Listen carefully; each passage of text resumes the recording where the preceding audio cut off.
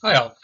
So today we are doing the Winter Olympics, and I'm redoing this lecture because it is 2026 and we are going into the Winter Olympics very shortly. Okay, so I wanted to take this lecture and bring it up to speed to modern times, get it to where we're at right now. And so we're looking at the history of the Olympics, and it's a big deal for Canada. We've been in the Winter Games since the very outset. And we have an outsized influence there. We fourth overall in medal counts in spite of our very small population. Okay, nothing to it but to do it. So this is where we're going. Let's get started. Okay, first off, if you are reading Sport in Canada, A History by Don Morrow and Kevin Wamsley, you will know, having read, if you've read chapter 11, a lot about Olympic history and Canada. Okay, very, very detailed chapter, so I really encourage reading that. Okay, Canadians start going to the Olympic Games in 1900, the second Games in Paris. And maybe you know this, but in 1920, in Antwerp, the Belgians add hockey, okay, which effectively doubled the winter sports from one to two. Now this is the Summer Games, okay. Figure skating had been introduced to what we now call the Summer Games in 1908. The British had introduced figure skating. Uh, Canadians destroyed the Europeans very soundly in 1920. That's the Winnipeg Falcons, that famous story where they taught the Europeans that summer that this is not a gentlemanly game of golf on an ice surface. This is a completely different way to play, and we bring them the Canadian game of speed and aggression and completely destroy everyone. Now that's kind of was the way ever since until we find out later from the Russians that there's definite limits to our style of play, okay, and how far that can take you. In any case, skating and hockey are at the Summer Games. Meantime, there's clearly an appetite for more winter sports, especially among the Scandinavians. Okay, and this is where it begins. And in fact, the Scandinavians long had something known as the Nordic Games. Okay, and essentially, this is really what becomes the Olympic Winter Games in 1924. And in fact, in some ways, they still are the Nordic Games if you look at the overall medal count, which I'll get to later in the lecture. But the Winter Olympics start officially in 1924 in France. They are separate games, but they're held in the same host nation as the Summer Games, and that lasts for a while. Changes after World War II to today's model of the separate venues. And in that first Olympics, we have Sonja Henie. She debuts, she's only 11 years old and becomes one of the most famous Olympians of all time. She's Norwegian, does a lot for the Winter Games and becoming this global superstar. Canada produces the next global superstar skater in Barbara Ann Scott. And she is the first in the world to land what's called a double Lutz. This is a backward jump that is named after a skater named Aloisi Lutz, who did the first single Lutz. And that's kind of how skating works. That these jumps with these odd names are named after those who start them. And so the Salchow is named after this guy named the Swede Ulrich Salchow, who did one in the 1908 Olympics. Now Scott is amazing, and she is the first to concurrently hold top title in all three world, European, and North American skating. And she becomes a whole lot more than an Olympian, and we'll talk about this later, but she becomes more a symbol of the feminine ideal in the post-war period, and quite infantilized as well, which fits in with the culture of that time. But on the other hand, she managed to market that image very successfully and did very well financially as a professional athlete. Now, Canada has quickly shoved off the top three in skating during the Cold War as the Soviets and the East Bloc with their they dominate that sport. Though overall, as you can see, we punch well above our weight class here, given our population. So third in medal standings overall since the Winter Olympics began. And in pairs, we have that powerhouse pair, Tessa Virtue and Scott Moir, who are the only figure skaters to win 5 Olympic medals. A real powerhouse for over 20 years, these spinner winners. And in the early decades, in spite of the wider rink at the international level, and in spite of the lower tolerance for fighting, there's ejection rather than 5-minute penalties in the Olympic Games. Canada dominated in hockey, and it's always the amateur teams, right? It's always the Allen Cup winners that would go. And they're definitely strong teams. We win 6 of the first 7 Olympics, take gold in 6 of the first 7 Olympics. In the one year we take silver is 1936, and that's when England takes gold. But if you look at the roster, it's a team that is dominated, completely dominated by players who grew up in Canada, became English. The very last to win is the Edmonton Mercury's in 1952. So yeah. And in that series, 1952, we take seven wins and 1 tie. In the final game versus the States, the Mercury's win. Well, yeah, there's a tie in that final game in the States, but we end up winning on points, and the fact that we beat Sweden and the U.S. had not, so we get the gold that year. But that's the end of that. Because then, guess who joins the game at the next Olympics? Yeah, I know, already hinted at that, and that's the Soviets. So the Soviets, they're interesting. They initially spurned the Olympics completely, and that's because of this ideological opposition to Western capitalism and amateurism, and they see sports as bourgeois and elitist, and particularly the value that the West put on amateurism. And that's the interesting thing, that amateur status favors those with money, those who are sufficiently affluent and have the means to engage in sports without any compensation. And yes, there's definitely truth to that. And hockey, as you know, if you know its history in Canada, was an upper middle class pastime for the sporting gentleman, right? The Montreal Anglo minority codified all our sports, and they trickled down to the masses, to the working class. But you need money to play without pay.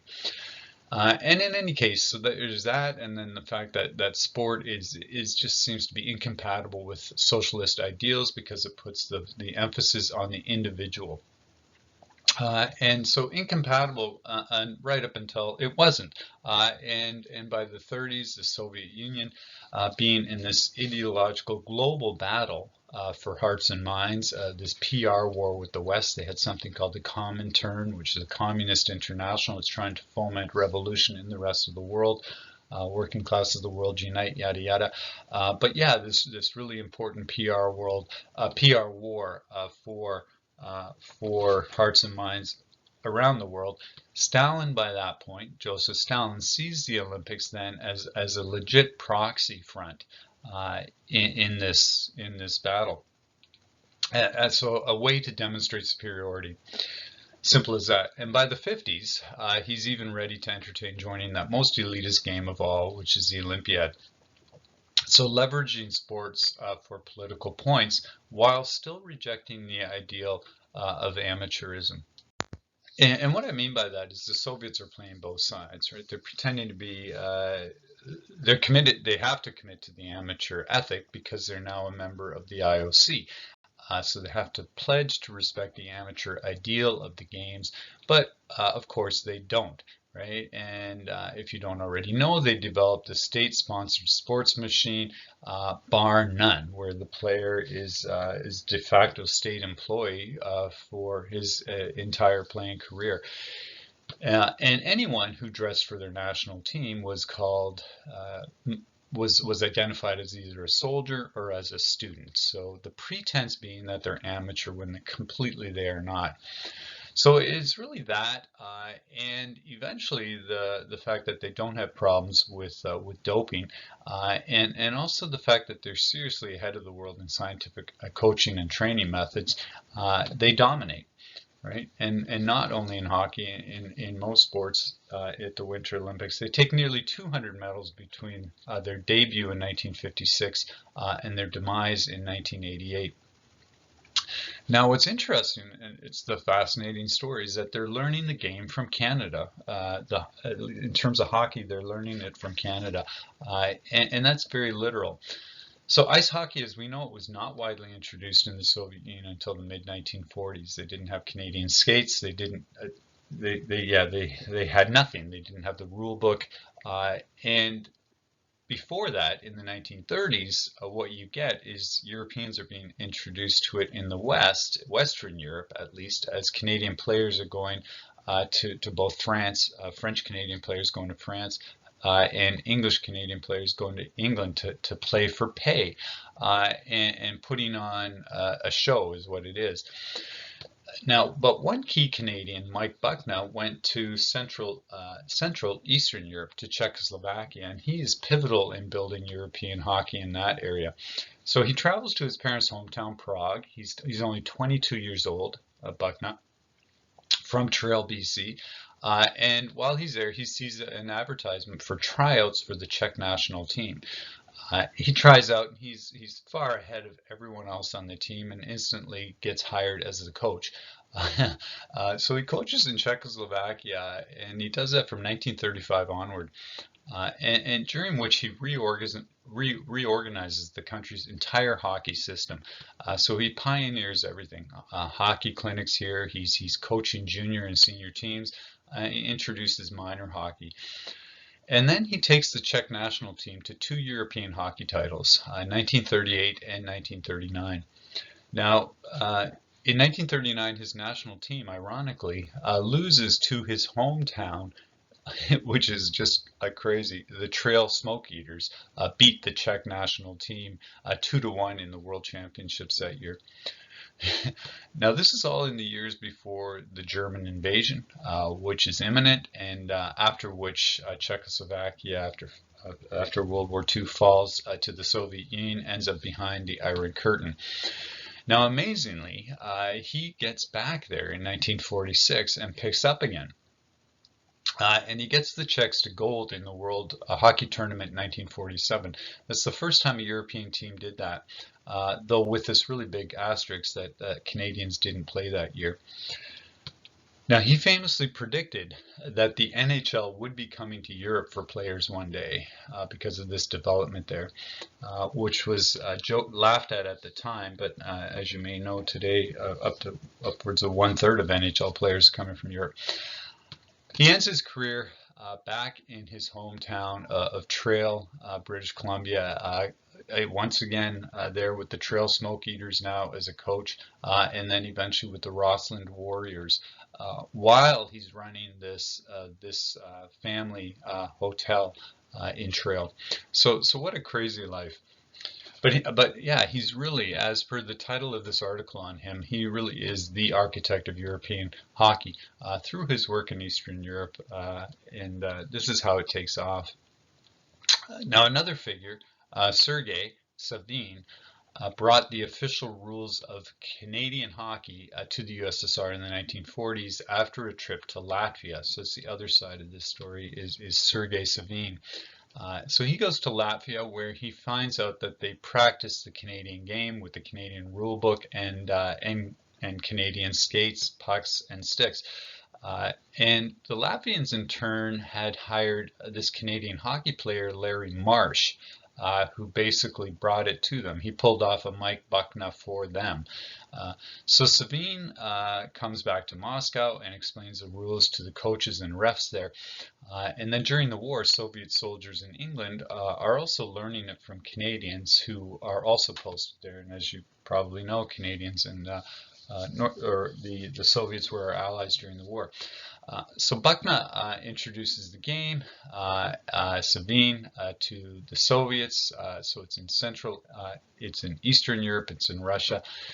But the key Canadian influence on early Soviet hockey wasn't either of them. They're an influence. The main one, though, is Canadian trainer Lloyd Percival. Okay, who you never really hear about. So he's a Canadian sports coach, he's an author, he's a fitness guru, and he's a real pioneer. And he creates these training manuals and this philosophy largely about fitness, nutrition, and team building along with strategy. He's the first in Canada to talk about interval training, to talk about diet, to talk about isometric exercises, which is static training, to talk about mental training. And Percival deeply influenced Soviet coaches like Anatoly Tarasov, okay, whose name you probably recognize.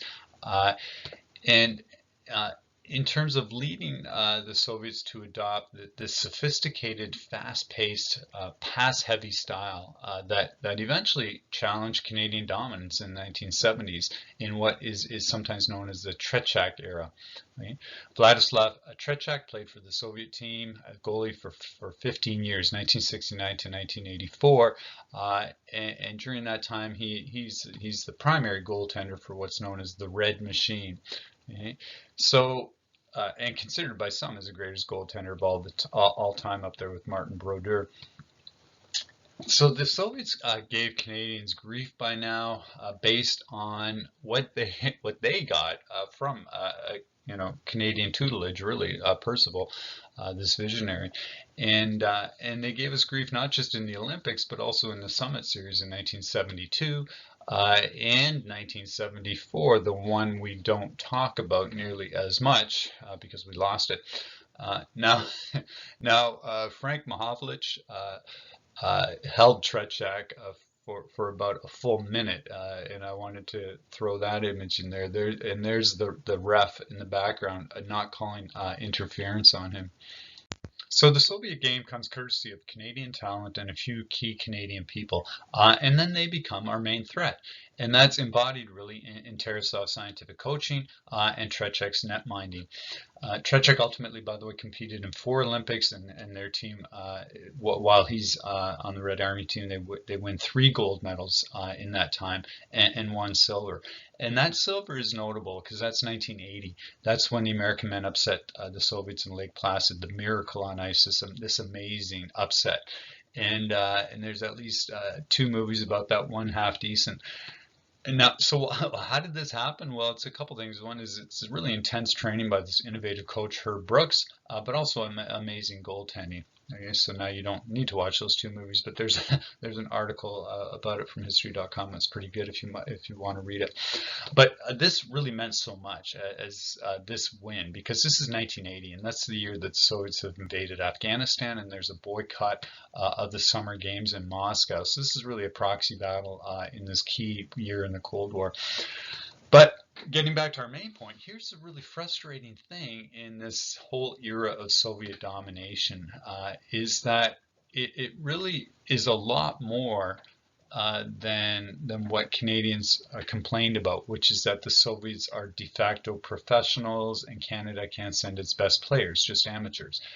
Yeah, that's true, but there's also the other side of that is there's no national program here, anything like what the Soviets have. And meantime, though we're not aware of this, the same thing is happening on the professional side. Our pro players are also falling behind. And it's really astounding when you look at it, how much the NHL refuses to adapt at this time. They're not innovating. They spurn modern coaching innovations, in fact. So while the Soviets are embracing scientific training that's coming in through Canadians, we're not.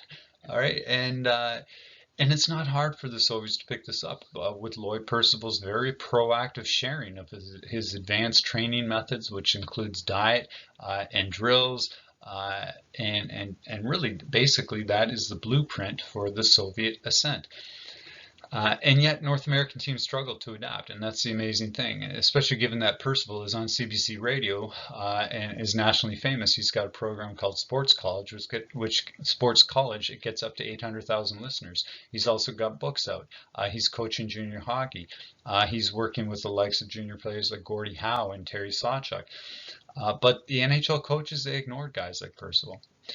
So how do you explain that? It's actually not too complicated, but here's his biographer, G. Mossman. I gave you the title there in case you're interested. But he puts it like this. He says, Percival was never, quote, Percival was never released from the purgatory to which NHL coaches and officials relegated him for daring to challenge their knowledge of the game, end quote.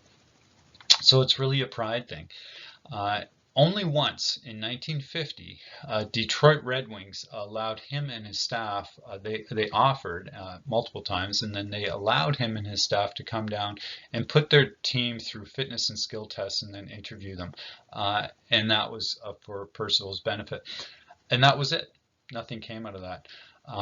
And And that's it until very late in his career, when he's suddenly getting attention during the 1972 Summit Series uh, for belatedly obvious reasons. So he's just destroyed us in the first game, which was a complete shock for a complacent Canadian team and a complacent Canadian nation.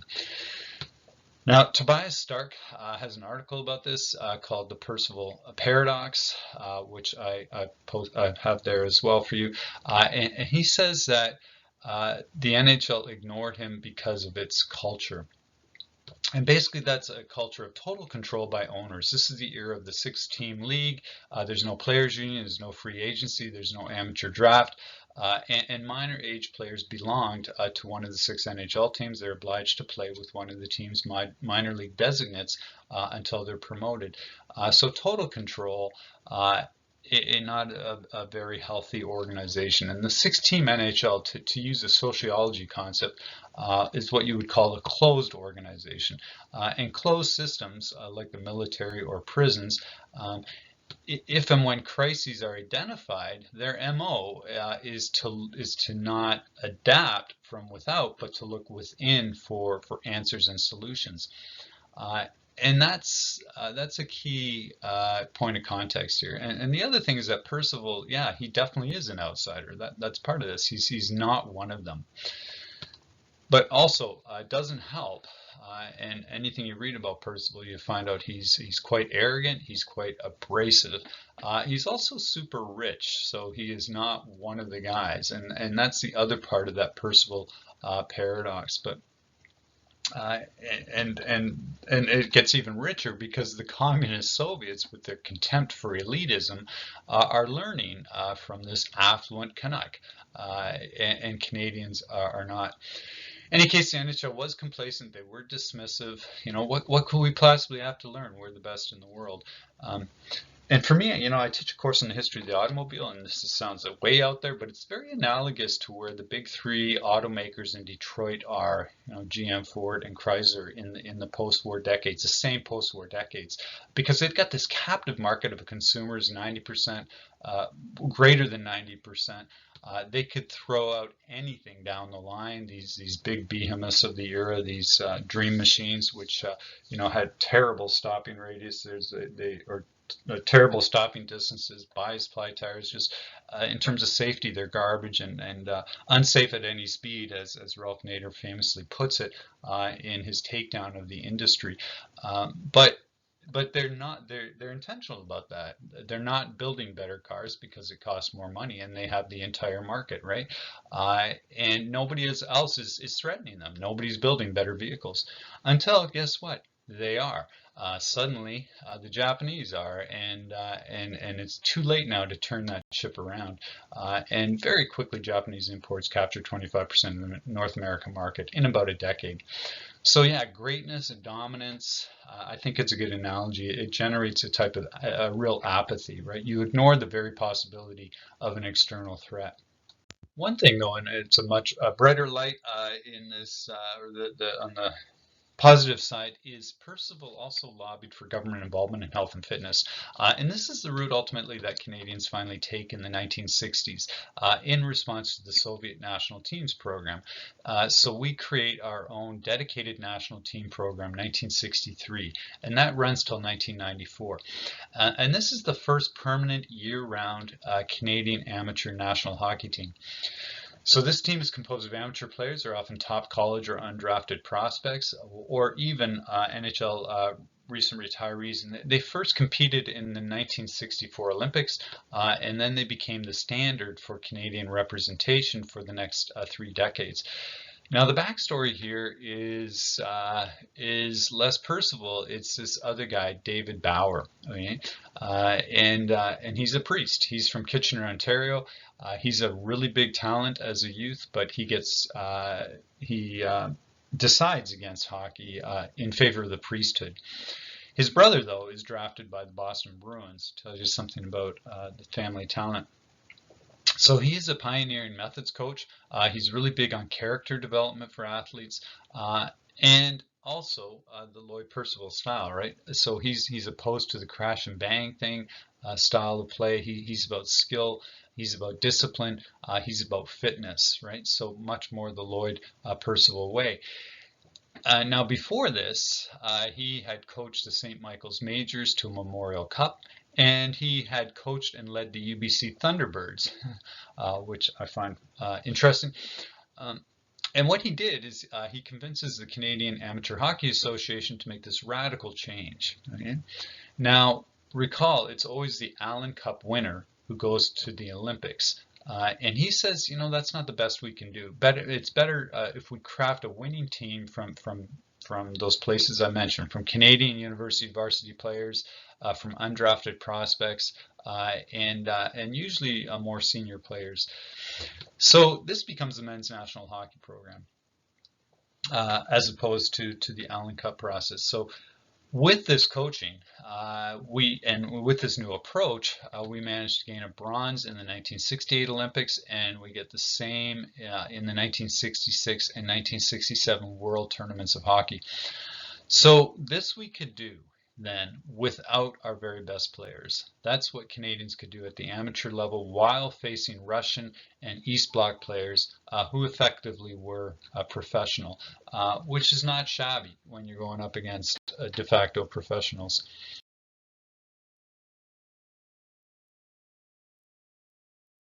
So the Canada Cup is this invitational international tournament that ends up running 5 times between 1976 and 1991, and it's the brainchild of Alan Eagleson, the president of the NHL Players Association, in tandem with Doug Fisher from Hockey Canada. Now Eagleson is a true tyrant, and his scandal in this whole Canada Cup is covered in episode 8 of the People's History of Hockey. So I won't go into too much detail, but suffice to say, Eagleson is stealing from players. In fact, he's also embezzling hundreds of thousands of dollars of Canada Cup proceeds. But yeah, the bigger point is his idea is to host this true world championship, a venue for the best players in the world, regardless of their status as professional or amateur. And some of our best moments in hockey happen right here. First tournament, we beat the Czechs to take gold. Bobby Orr is MVP. Daryl Sittler gets the winning goal. Big names from when I was young. We also play some of our worst hockey here, as in 1981 when we had an 8-1 loss in the final game, and that's in spite of this Canadian roster with Wayne Gretzky, Brian Trottier, Mike Bossy, Marcel Dionne. So what happened there? Yeah, well, a few things. I'm sure quarterback would say the team's completely demoralized when goaltending collapses. Plus, we've got Tretiak on the Soviet side, but maybe more to the point is the Soviets are completely determined after this 1980 loss to the Americans in the Olympics, and it may well have been the best team that they ever dressed for hockey in that series, 1981. But yeah, that also doesn't end on a very good note, because Canadian officials then do not allow the Soviets to take the Canada Cup trophy home with them. And the good side of that story is George Smith of Winterpeg thinking that's unsportsmanlike, and he raises money to make a duplicate to give to the Soviets. Right? Good article from the time, which really gives context into the ill feeling towards the Soviets, is Harold Ballard, who did not want his rink being used in these games. He saw them as a greenwashing, I guess we call it today, of the evil empire. And he says right there, it's the Russians. I don't like the way they've treated the world. I don't know why the hell we should all welcome over here with open arms and give them a whole pile of money so they can come back here and shoot us. And that sounds ridiculous, but it was not for the time. This is a zeitgeist of the time. This film, the Soviets they're an unknown, they're a big threat, and nuclear war certainly seems like a possibility several times in this period. So that's the Canada Cup. By the time, basically by the second year that it exists, the Canadian boycott of international hockey comes to an end. So by the time it finishes, the Canada Cup wraps up in '91. It had long served its purpose, and that boycott ends with a compromise at the international level where pro players are allowed to play. So yeah. The Canada Cup at that level then is redundant, or you could say it has served its purpose. IOC relaxes its rules as well on professionalism, though that is a bit more fraught, bit more of a fight. But you can see the result of this after 1988 in the spike in Canadian medals. And you can also see here that we overperform in the Winter Games compared to the Summer Games. That spike, by the way, that you see there in Canadian Summer Games on the left is a function of the boycott of the East Bloc in the 1984 Olympics in Los Angeles. So, in any case, but yeah, that's what this slide is meant to convey here, is that just how well we do in the Olympics as they go professional. And yeah, at the end, we are one of only half dozen countries that have gone to and won medals at every single Winter Games. So Winter Games clearly are a thing. And as you know, we've hosted these, and we hosted them a lot better than we did the Summer Games as well. We hosted in 1988 in Calgary, and what we proved there is that we could do this without going in the red, which is a big deal after what happened in '76 in Montreal. And a big part of that is because NBC paid way more than they probably should have for the rights to the game. So Calgary did very well because of that, and did a really good job overall. Jumps and luge were in town in a converted ski hill. Alpine was west of the city.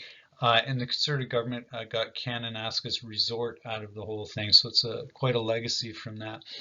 And it was a really fun time. Yeah, I was there. Remember it very well. It wasn't cold, but there was just enough snow, and the big concern is there wouldn't be enough. Medal ceremonies were done downtown every night, and everyone would hit the bars. And I remember being in one bar. Woody Harrelson and Michael J. Fox were there, and they're getting so hounded at their table by all the by all these. By everybody in there, us included, that they jumped behind the counter and started serving everyone. Anyway, it was that kind of thing. It was a party atmosphere. It was very accessible, and Calgary wasn't a very big city back then either, which probably helped with that. Katie Lang was a big name then. She did her Hootenannian version of country at the opening ceremonies, which yeah. Which was interesting because just after the NBC announcers said something about, the Canadian West, they did a bit of a history thing there on this, and performed it, and a history of the Canadian West, and the NBC announcers were saying, excuse me, that Canada had a mild west compared to the wild west of the States. And no sooner do they say that when the classic cowboy versus Indians things is depicted, of these wagons come out, and all these I think it's local Blackfoot came out and started shooting arrows at them, which is complete myth as to what happened in Alberta. But in any case, it was whatever. But yeah, and yeah, Jamaican bobsled team was a fan favorite that time. Eddie the Eagle, also Michael Edwards from in ski jumping, this British guy who had no business being there. And yeah, he finished well, right? Well last in the 70 and 90 meters. So yeah, and the IOC was quite embarrassed by the whole thing, the whole Eddie the Eagle and the Jamaican bobsled team, and then they passed something called the Eddie the Eagle rule, where you need to place in the top 30% in an international meet to qualify for anything at the games. And good thing that Calgary went so well, because 1988 is also remembered for other things which were not so great in Canadian sport. Very low point at the 1988 Olympics, when, yeah, it starts out great. This is in Seoul. Ben Johnson beats Carl Lewis. Lewis quite egotistical. This is seen as a massive victory over the arrogant American. And Johnson says this, and then 24 hours later, he proves test positive for a steroid. After that, the Dubin inquiry follows, and he finally admits that he's been using. So goes from hero to zero, and really shames Canadians. Now, there's a race side in this as well, where Ben Johnson is described by Canadian press as Canadian, right till he botches it and humiliates us, and then he's more commonly referred to as a Jamaican Canadian. But in any case, as I said, good job the 88 Olympics in Calgary went so well, because overall in sport, not a great year for us in terms of the Olympics. And as you know, unless you were hiding under a rock, that in 2010, the Olympics come back to Canada and Vancouver. And it was really a great event in Canadian sport history and Canadian cultural history and national unity in general. Now, by this time, Canada has the Own the Podium initiative, which the Own the Podium is a not-for-profit organization. And the context here, how that happens, is get some pretty serious navel-gazing and introspection by the COC, Canadian Olympic Committee, after 1988. Montreal had been a financial train wreck, Calgary not, but neither of them did we win a single gold medal, which is unprecedented for a host country. So we came up with the decision to try to replicate what the Americans had done in 2002 in Salt Lake City. And what they had done is put all their national sports federations under one umbrella organization for the Winter Olympics of that year, and then funded them through that new organization. And then coordinating between their Olympic Committee and these national sports bodies. By which I mean allocating the funding strategically. That's how the Americans did it. And that became the model for us, right? And it's a much more efficient way. You're much more likely to win medals this way. So that is the Own the Podium program based on the American model. And it works very well. Yeah, Alex Bowman, Olympic swimmer, is the first chairman. And as you see, the U.S. wins the medal count, but we were first in gold medals in 2010. So this is a big change, in fact, unprecedented. 14 gold medals, which was the most by any country at a single Winter Games. A couple very memorable moments in 2010, other than Sidney Crosby's golden goal, which absolutely is the most iconic moment of the 2010 games. But one is Shaun White, who was bringing snowboarding into the spotlight. Now, snowboarding, always kind of the bad boy of winter sports, not respected and also pretty new. Introduced in 1998, and Canada won it the first time there. Under Ross Rebagliati took gold. And then he promptly turns in a positive test result for marijuana, which fits exactly with the snowboarding image. So this makes the headlines, but it turns out it was not on the banned substances list. So he was all right, and more than just all right. He goes off and he markets marijuana under a brand he called Ross's Gold, which coincides well with legalization right around the corner. So that quite clever and did well for him. And in any event, as it turns out, a darn sight less harmful than Ryan Whiting, 2002 Canadian snowboarder who goes off to become a world medalist did not perform well in the Olympics, but does well in a different type of white powder, namely the kind that goes up your nose, and becomes a narco king, FBI's 10 most wanted. Now, I should mention as well that by 2010, the scholarly critiques, the contemporary critiques of the Olympics are pretty entrenched. And basically, they boil down to two things: that the Olympics tend to displace marginalized peoples, and that they engage in cultural appropriation. And both those critiques were leveled at the Vancouver Games in 2010. Now, it must be said, it's not always so simple. The image is that Vancouver, knowing it's going to host the games, then tries to put a brave face on the downtown east side to make it look like we don't have a homelessness crisis going on here, which then was only a fraction of where we're at today. But in any case, this does happen, and critics panned hosting of games when money is better spent on low-income housing. So when you're fundamentally opposed to this much money being spent on sports in general, that's where you see it as a zero-sum thing, where that should be spent on low-income people. And Olympic tourism, of course, also made housing even harder to come by and inflates prices. But to their credit, and that needs to be said, is the BC government used this as an opportunity to buy a large number of downtown east side hotels and make them into public housing for the homeless. And this, in fact, was a big part of their pre-bid commitment. And that was a way to assuage both the public and the IOC and to win their bid. So you could say that the net effect was more beneficial than it was the other way around in terms of marginalization. But yeah, not every city is Vancouver, and certainly this does happen with the Olympics. Cultural appropriation. Your text covers this, or art. I mean the course text does get into this, but here's another book that that you might want to read about exactly this. Watching the Olympics: Politics, Power, and Representation by John Sugden and Alan Tomlinson. Great book, I've read, and it does a good job in drilling down into this tendency in the Olympics more broadly. Okay? Cultural appropriation we saw in Montreal. Some indigenous performers there were white actors, and they're doing the French sauvage dance kind of thing, which even back then was not super cool. And this appropriation of indigenous symbolism. That's a well-studied thing. That's pretty massive.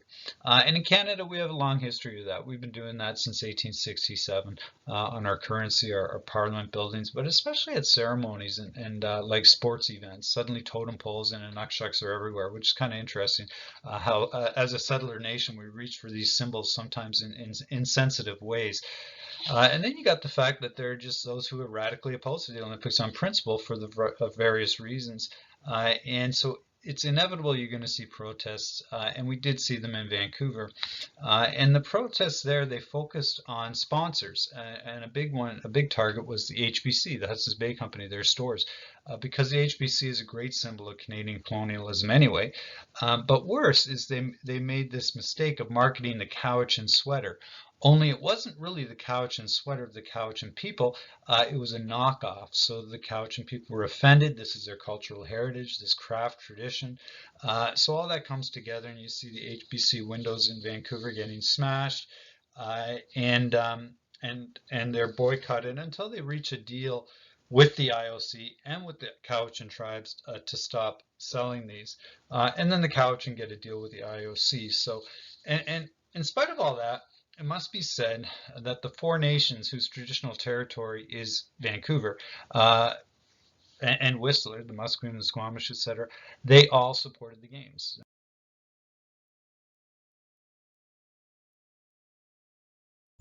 And so what's been happening since 2010? Well, it's interesting, a bunch of things. And one thing is we remained a medal powerhouse in 2014 and 2018 with podium moments in skiing and skating and bobsled and again in hockey. Sochi 2014, the women's team had a super exciting comeback victory, which included tying the game with less than a minute left in regulation, scoring the winner in overtime, which was a historic first for the women's gold medal final. In men's, Canada repeated as Olympic champions with this really defensively dominant team, which allowed just 3 goals in 6 games. Now that is often cited as one of the most complete Olympic hockey performances ever, and probably was our most precise team, our best defense, our best goalkeeping. And the roster included Shea Weber, Crosby is here as captain, Carey Price is in goal, mainly with Roberto Luongo, the starter, going in. So really solid goalkeeping. We allowed just, as I said, 3 goals in 6 games. But then, here's the other theme since then. After Canada had fought so long for this level playing field, for the pros to be able to play, and the IOC cooperated with that or gave into that after we took our ball and went home, we again do the same thing. Okay, so and at Pyeongchang, Korea 2018, the NHL decided that they would not allow players to participate. So now it's the NHL saying we are not going to participate. So yeah, Canada ended up sending a team of European League professionals and former NHLers, and we finished with a bronze. So what happened here? Right, we fought our way in, made our point, got it through, and now we're bowing out a second time. Well, a couple things here. One is financial, another is logistical, and then, of course, there's political. And these are all areas of dispute between the league, the owners, and the Olympic organizers. And yeah, money is the big issue, probably the biggest, and so cost sharing. And the thing is, the NHL was upset with the fact that the IOC refused to cover player insurance, refused to pay for travel and accommodation, or to compensate NHL teams if players were injured, which is always the big deal, the big risk in taking the Olympic break, right?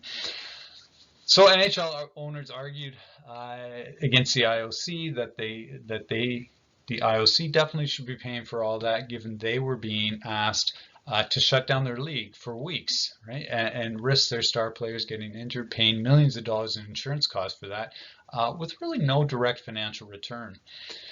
And the backstory here, and I guess maybe I should have started there, is that the IOC had covered many of these costs in past Olympics, but stopped doing so before 2018. Now, another point is the IOC does not allow Olympic athletes to wear league branding or to promote professional leagues during the games. So NHL logos cannot be shown, and that means that teams would gain no marketing exposure. So the owners felt that the Olympics is boosting the IOC's brand and padding their comfortable offices in Switzerland, and it's not putting anything in NHL coffers or helping their brand. And then you got the added thing of location. Korean time meant this was a good time to choose to fight the Olympics, because it also meant a less valuable television, unfavorable times for North Americans to watch live games anyway. So from the NHL perspective, Pyeongchang was high risk, high cost, low reward, and a good time to go to war here. So you get this power struggle. Also between owners and players. Many players strongly wanted to go, and they see the Olympics as the highest honor in hockey. And the NHL Players Association, the NHLPA, definitely supported participation.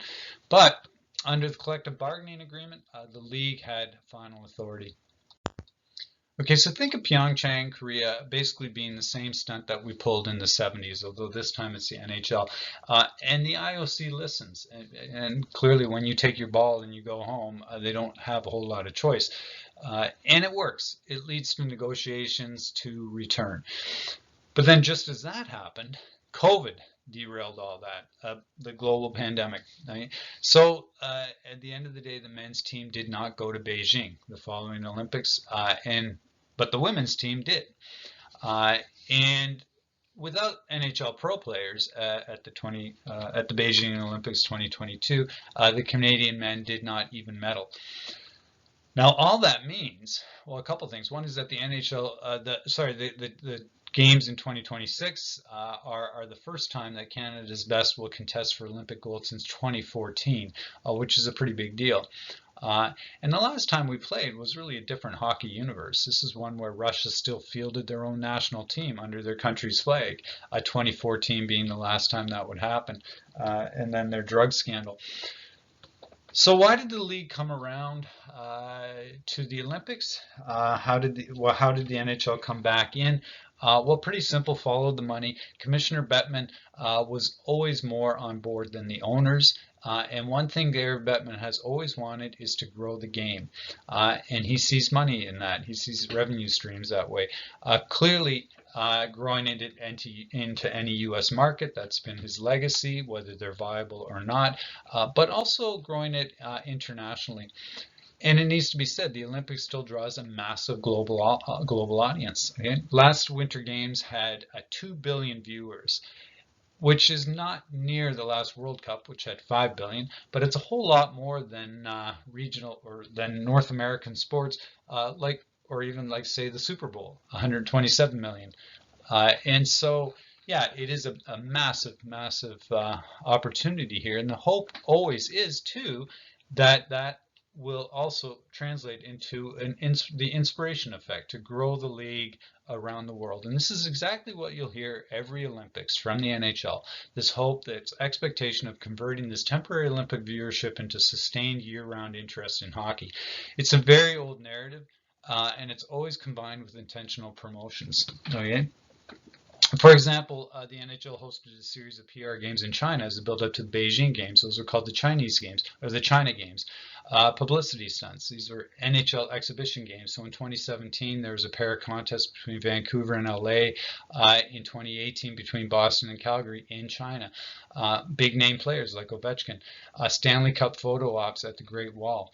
And then on the side, all sorts of other promotion. And one student from this class back then, Sandro Scagliano, he got a position with the NHL marketing, hosting Chinese youth playing hockey at the actual Great Wall. So fun stuff, very cool. And no mystery what's going on here.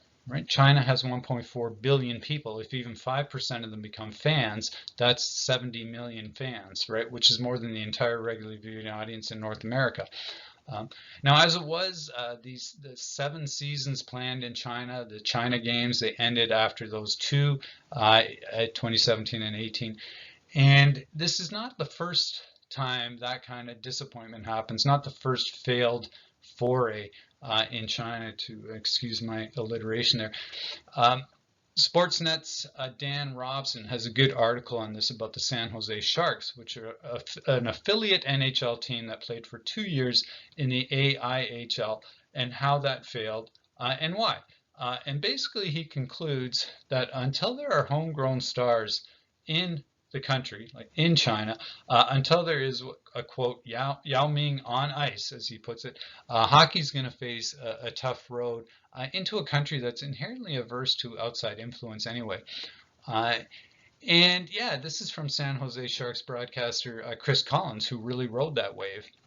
Okay, so is he right? Is he right? Well, yeah, maybe. But I don't know. Doubtful, I think. The KHL, the Russian Hockey League, they in fact had a team in China much longer than NHL, since 2016. It's not there anymore. It was rebranded the Shanghai Dragons in 2025, but they started to play their games in Russia since 2020. And that began because of COVID travel restrictions, but they haven't made big inroads. So there's not really a Chinese team at all in the KHL, by name only. Yes, there is a hockey league in China, the BIIH, but it's mostly Canadians. It's mostly expats. There used to be one in Korea. It folded. There was one in Japan going back to 1966. It too folded. And both countries now have teams in the Asian League, which, yes, is professional. It's paid, but it's not super stable. Big point here, hockey is a tough sell in non-traditional markets. So after 100 years of Olympic Games, it is still a select group, which is also why Europe is squarely on Bettman's radar, right? And also why the NHL set up an office in Zurich, Switzerland, right next to the IOC and close to the IIHF offices / palace. But in any case, that is the reason the Olympic Games are again a go with the NHL. In spite of all the issues of injury, time off, etc., it's really about growing the game. Here's Bettman's spin on it, though. This really came down to doing something because the players really wanted it. In the spirit of cooperation, the work that we did together during COVID, everybody felt on our side that it was the right thing to do. So that's his spin on it. But the fact is he got what he wanted in negotiations with the autocrats that run the IOC, which is kind of surprising because, as LA Times reporter pointed out at the time, they're among the few people in the world more stubborn than he is. But the IOC did cave to most of Bettman's demands. So the International Ice Hockey Federation is now covering the insurance costs of players, not the team owners, right? Also, the IOC is bending the rules on the marketing of players and teams. Before now, the NHL could not market players at all. They couldn't use any video footage of the games. They've given that up. And yeah, Bettman wants them there, again, for that international exposure, for growing the games. Meantime, Milan offers much shorter travel distances in Asia and fewer extreme time zone issues, so less disruption to the NHL schedule. Also, unlike China and Italy, northern Italy at least, which is the games in 2026 are only a few hours drive from the ones in 2006 in Turin, which also had a lot of hyped up expectation about what it would do for northern Italy. But at least northern Italy, those haven't come to fruition, but northern Italy does have an established hockey infrastructure. Okay, yeah, there are rinks here. There are teams. Milan has had a few over the years, not really well financed, and it's not a big fan draw there still. But there is pro hockey here, and there is something called the Alps Hockey League with 7 teams in North Italy, and there's the older ICEHL, the International Central European League, that goes back to the year 2000. because really this is a spillover region of Austria, which is a hockey country. It's been a thing there since the 1920s. Our men's team was announced in late December. 25 go, 14 forwards, 8 defenders, 3 goalies. And it's always interesting, and this happens at every Olympics, the chatter about who's getting snubbed and who sees it as a snub. And there's always a few surprises on that side where high point players are not chosen. And a key point here is it's really about building a team. It's about choosing players with versatility. That's the big factor and the biggest factor. And in fact, this year, going into 2026, the American coach, Mike Sullivan, and their GM, Bill Guerin, are very clear on this when taking the inevitable flack for notable omissions. And Guerin said, hey, this is not an all-star team. It's a hockey team. And if we pick the players with the highest points, you wouldn't need a management team. Right? He said, if we're doing it by looking only at statistics, then you don't need a general manager, you don't need a coach. And true enough. Okay, and there's some big names on the U.S. side. Tkachuk brothers, Hughes brothers, Connor Hellebuyck, and net starting goaltender, considered at this point the best goalie in the league. Jake Oettinger, second, he's in the top 5.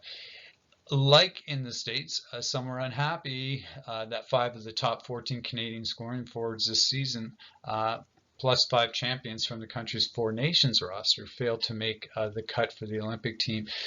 Otherwise, there's no big surprises. Jordan Binnington, headlines in the net. Connor McDavid, Sidney Crosby, Brad Marchand.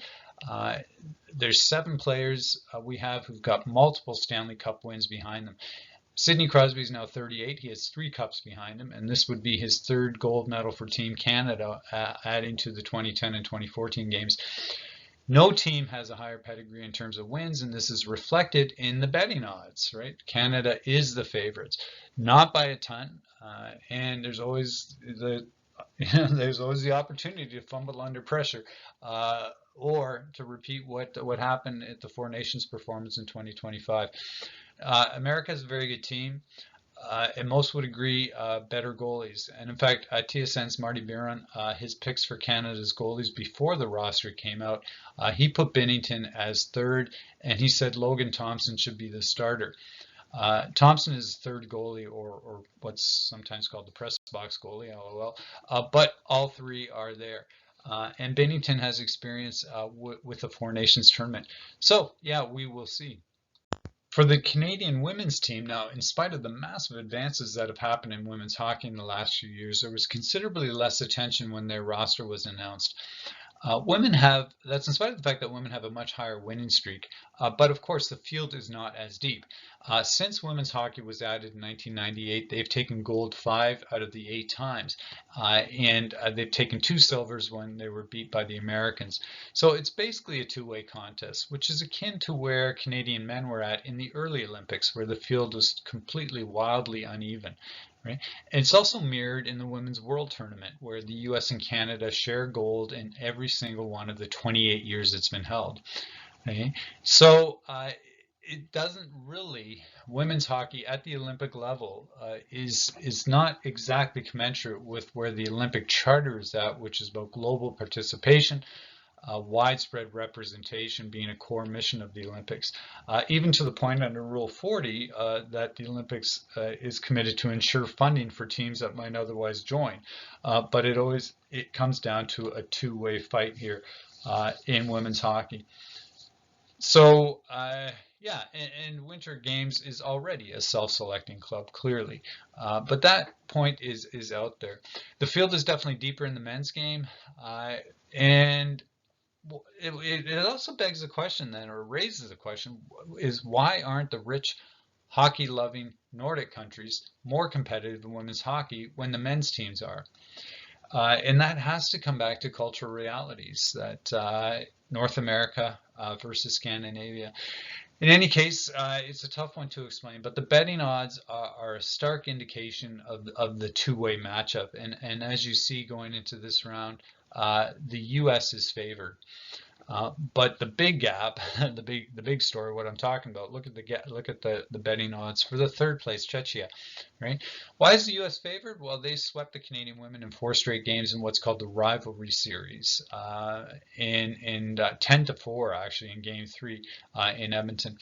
The Canadian captain is Marie-Philip Poulin. This will be her 5th Olympics. She has 3 gold medals on her mantelpiece, and she plays for Montreal in the Pacific or in the PWHL.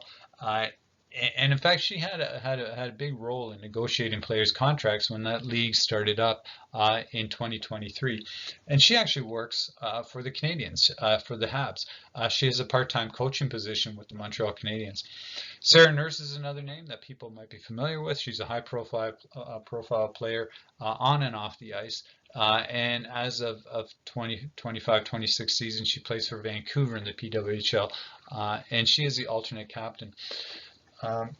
Mattel, the toy company, by the way, has launched a Barbie doll of both her and of Poulin.